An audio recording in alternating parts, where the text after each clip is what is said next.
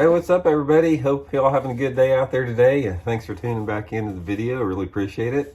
And I'm sort of getting back into the swing of the videos this week after wrapping up 2 tournaments. Had the Bassmaster Open at Grand Lake 2 weeks ago, or a week ago, and then had the Toyota Series Championship this past week. So just now is trying to get caught up with everything after being gone for 2 weeks, sort of get behind.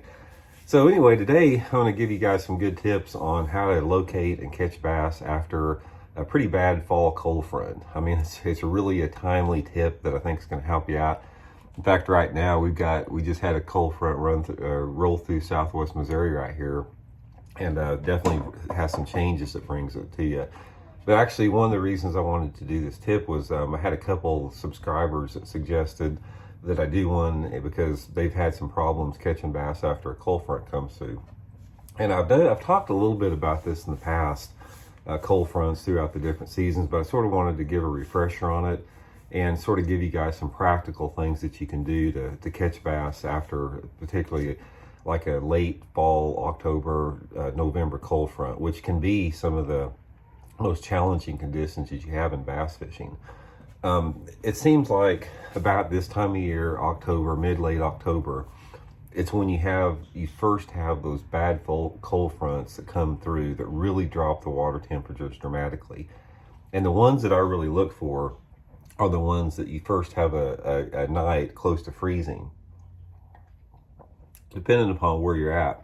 If you're in my part of the country, like Missouri, we usually get the first freeze about this time of year, sometimes towards the end of October. In fact, we used to more frequently, but now with climate change, it seems like we don't get those cold nights into November a little bit more, but we used to get a lot of, 30-degree nights in mid to late October. Now, if you're in the southern part of the country, that's going to be relative too. If you live, say, in mid to southern Alabama, a bad cold front is going to be when those night temperatures drop into the mid 40s, something like that, or around 40 degrees. Doesn't really have to be freezing.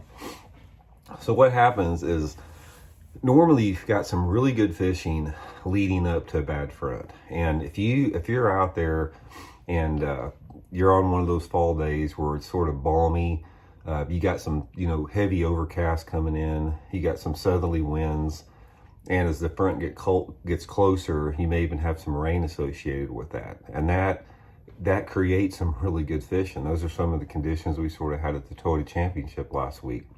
What it does with the slowly dropping water temperature and the low light conditions and the wind, it puts the bass shallower. It makes them more aggressive, and it makes them more conducive to biting moving baits like spinner baits, crankbaits, topwaters, and that type of stuff. And it can be, some of the best fall fishing of the year.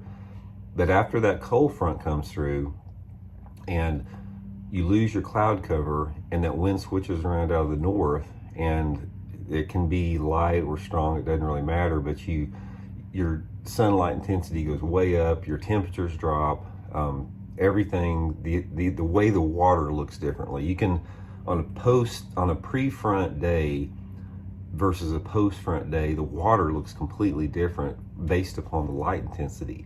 And that light intensity, in my opinion, is one of the big keys as far as being able to locate and catch bass after a bad cold front.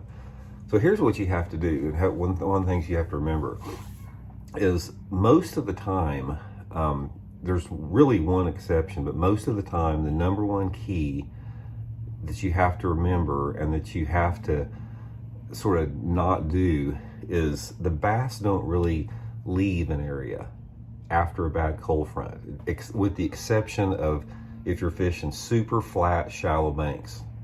Then sometimes they will. I'm talking about if you say you're fishing in 2 foot of water on real flat banks with not much cover. Sometimes they'll leave a situation like that.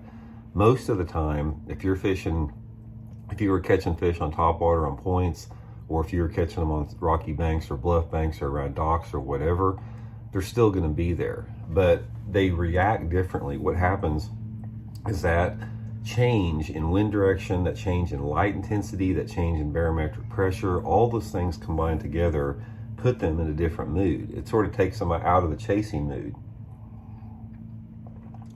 And when I say they're out of the chasing mood, this is what I'm talking about, because there's two different ways that I like to catch them after a bad front. First of all, number one, 90% of the time, I don't leave areas. I stay in the same water that I was catching them before the front, with the exception of those super shallow flat banks. The thing that you have to realize is that when I talk about the personality of the bass changing after a cold front, is before the front they may be actively chasing, hunting, and feeding, and say you're catching them on a lipless crankbait or a crankbait. After the cold front comes through, some of those same bass will still hit moving baits, but the motivation for them hitting it is different. They're not feeding as much, but what you're doing is you can catch those bass after a cold front if you can generate a reaction strike, because bass feed on a lot different triggers than just being hungry. In fact, I think that most bass feed at night.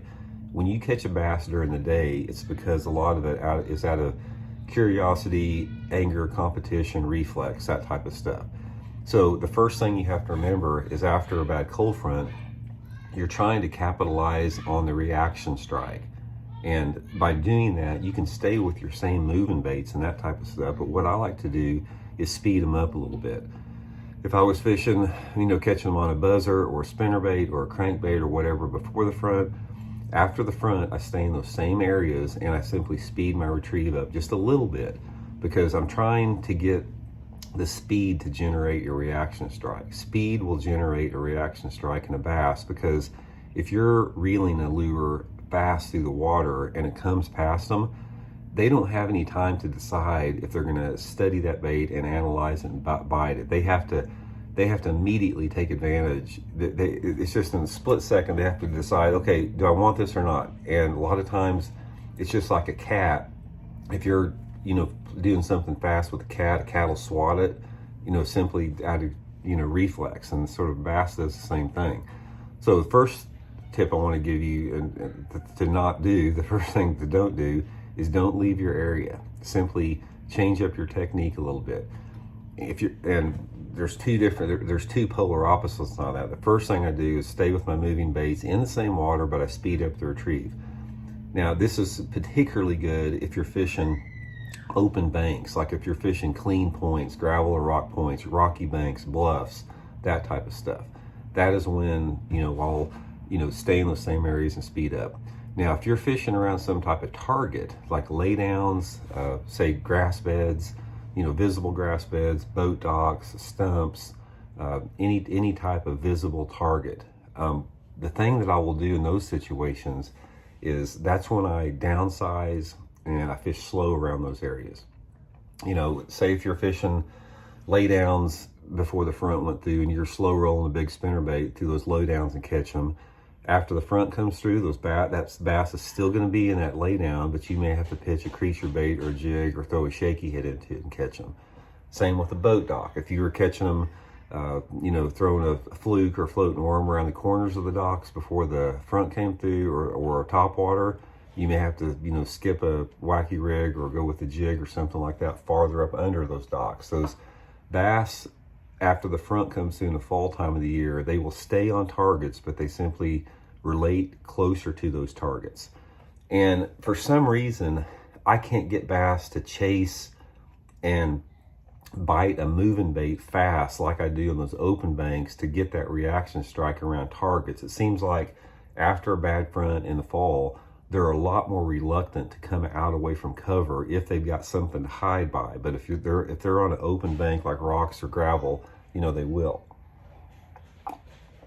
So first mistake a lot of people make is they think that after that front one's through, it's like, well, I need to back off. I think these fish have moved out deeper. That's not really the case. What the case is their personality has changed a little bit. Now, if you're fishing, say if you're fishing a gravel flat, say you got before a front went through, you're fishing back in a big bay that had a lot of flat rock and gravel, and there was some shad moved back up in there, and you were catching them, on a spinnerbait or a buzzer or something like that. Those fish a lot of times will move out of there because, with the change in wind direction, the shad will move out of there simply because the plankton's getting blown in the opposite direction. So, the bass the shad follow the plankton and algae, and the bass follow the shad, and a lot of that has to do with wind direction. So if you have a change in wind direction that has put fish shallow on a south wind, if you have a reverse wind, a lot of times those fish will move out of there.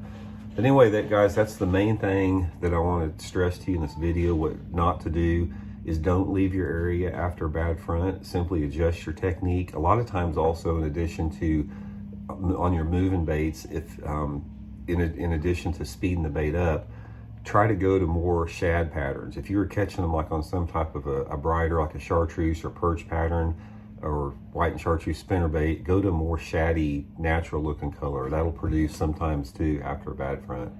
So anyway, just wanted to share that tip with you guys, because I'm sure everybody will be out there dealing with fall cold fronts, and I think it may help you out a little bit. So thanks for tuning in, guys. Please hit that subscribe button if you haven't. We'll see y'all later.